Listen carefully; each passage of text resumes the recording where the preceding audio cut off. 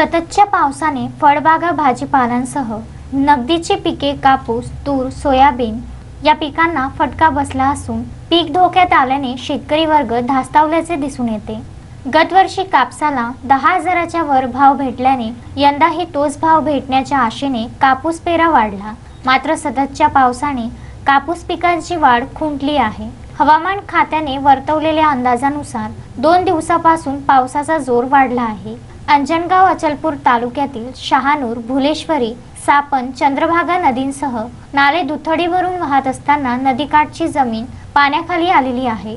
महामार्गाची उंची वाढल्याने तसेच मार्गालगतच्या बाजूच्या नाल्यांचे बांधकाम न झाल्याने अनेक शेतास तलावाचे स्वरूप आले। ऑगस्ट मध्येही असाच पूर आल्याने बरीच नदीकाठची जमीन खरडून गेली।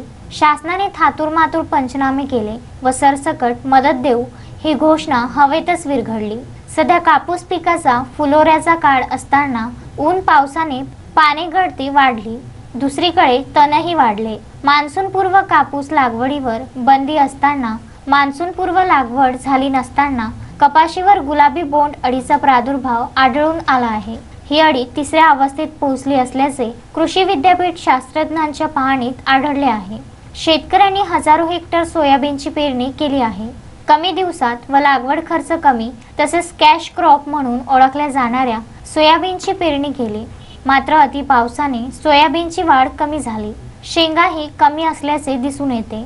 सोयाबीन पिकात आंतरपीक म्हणून तूर पेरली जाते। शेतात पाणी साचून राहिल्याने तूर पार वाढली। संत्रा, मोसंबी फळबागेत फळ गळतीचे प्रमाण वाढले असल्याने झाडे फळविहिरीत होत आहे।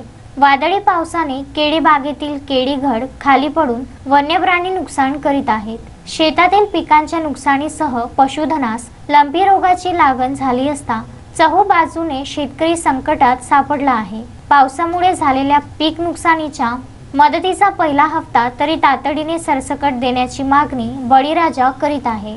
नितीन दुर्बुडे, विदर्भ न्यूज, पथरोट।